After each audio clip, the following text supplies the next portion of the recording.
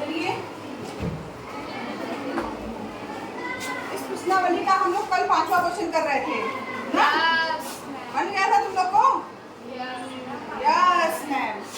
बना था कि नहीं बना था? बन गया था। किसको बन गया था वो आगे बताए। अदिति को बना मैम, वो कॉपी में बन गया था, यहाँ नहीं बनेगा। देखिए ये यहाँ पर ABC और DBC समान आधार पर इसकी दो समद्विबाहु त्रिभुज है। ये पता था समद्विबाहु त्रिभुज है, ठीक? यानी ये भुजा बराबर है और इसकी ये भुजा बराबर है, ठीक है? तो यहाँ पर क्योंकि दोनों समद्विबाहु त्रिभुज है तो यहाँ पर ये भुजा बराबर है, तो ये कोण भी क्या होंगे आपस में बराबर। क्यों होंगे? क्योंकि बराबर भुजाओं के सामने के कोण भी क्या होते हैं बराबर। इसी तरीके से इसमें भी होगा, ये भुजा और ये भुजा बराबर है तो इसके ये कोण और ये कोण आपस में बराबर होंगे, ठीक है? तो ये तो आपको पता, इन दोनों त्रिभुज को लेके चल रहे हैं हम। पहले हम सिद्ध करेंगे, पीछे बात मत करिए, कि ये दोनों त्रिभुज सर्वांगसम हैं। इसको सिद्ध करने के लिए देखिए, क्योंकि यहाँ पर देखिए ये कोण इसके बराबर है, ये कोण इसके बराबर, ये कोण इसके बराबर नहीं, ये इसके बराबर है और ये इसके बराबर है। अब इन दोनों त्रिभुज में क्या करना है आपको? एंगल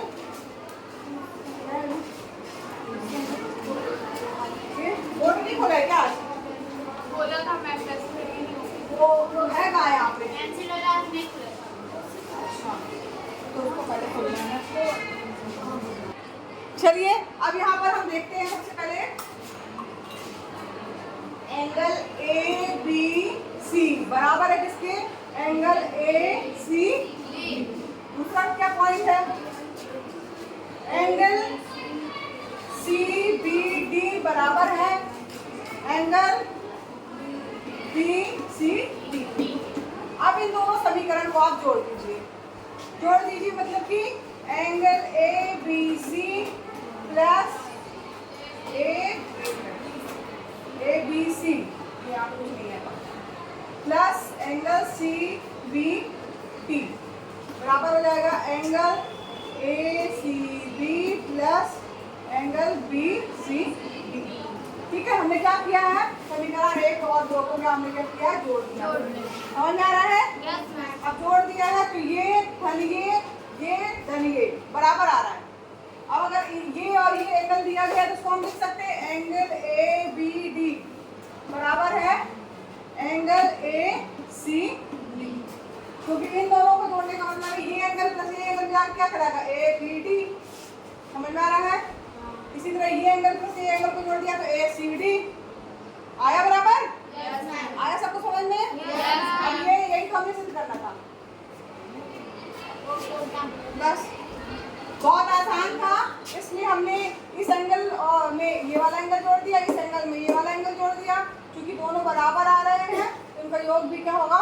बराबर। कोण A प्लस कोण यहाँ से कोण A प्लस कहाँ? ये प्लस नहीं लिखा बेटा, एंगल ABC इसमें जोड़ा है ना। अब इस समीकरण में इसको जोड़ रहे हैं तो इसमें इसको जोड़ोगी ना। एक धन 2 किया है तो ABC प्लस CBD। ABC यहाँ कुछ नहीं है, ये ABC प्लस CBD, इस ये प्लस ये लिखा है, इसी तरह ये प्लस ये लिखा है और इन दोनों की जगह जो प्लस किया तो ये लिख दिया। आ गया सबको समझ में? हो गया? रुक जाए बस करो भाई। चलिए इसमें अब आइए हम 8वां क्वेश्चन बताएंगे। मैम 6वां 7वां होमवर्क है, आसान है, करिएगा बनेगा। चलिए इसको कैसे आप हटाए, कैसे इसमें से? इसी पे? अच्छा ये सही है, मिट भी नहीं रहा है तो अच्छा है।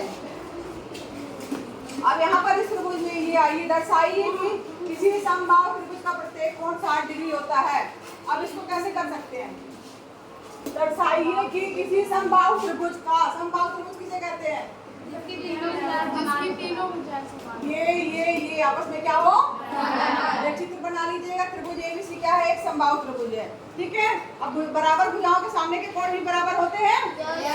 हाँ, ये दोनों भुजा बराबर तो एंगल B बराबर एंगल C या एक तरह से कहा जाए एंगल ए बराबर बी बराबर सी हो जाएगा। समझ में आ रहा है ये क्यों होगा? समझ में आया? लिख सकते हो या तो ऐसे लिख सकते हो कि ए बी बराबर है, क्योंकि ए बी बराबर है ए सी के, इसलिए बराबर भुजाओं के सामने के कोण बराबर होंगे, एंगल बी बराबर क्या हो जाएगा? Angle C. उसी तरीके से ए बी बराबर है बी सी के, ए बी बराबर है बी सी के, तो एंगल ए बराबर क्या हो जाएगा? एंगल ए बराबर एंगल सी। अब ये समीकरण 1 कर दो, एक समीकरण 2 कर दो, समीकरण 1 और 2 से एंगल ए बराबर बी बराबर सी आ जाएगा। ठीक है, यहाँ से स्टार्ट करिएगा लिखना, फिर इसके बाद ये, इसके बाद ये वाला स्टेप आएगा आपका। समझ में आ रहा सबको? आया सबको समझ में कि नहीं?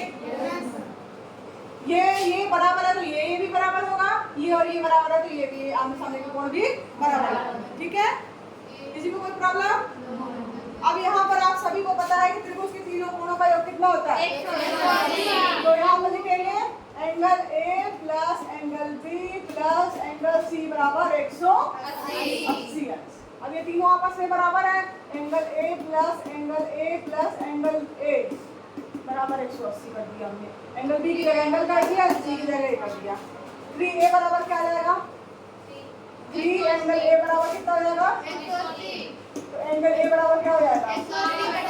180 बटे 3 एकम 3 3 18। एंगल ए कितना आ गया? 60। एंगल ए बराबर क्या आ गया? 60। तो एंगल बी और एंगल सी भी क्या होंगे? 60। तो यहाँ पर लिखा है प्रत्येक कोण 60 डिग्री का होता है। ठीक है, निष्कर्ष क्या निकला कि अतः समबाहु त्रिभुज का प्रत्येक कोण 60 अंश का होता है। ठीक है, नोट कर लीजिए।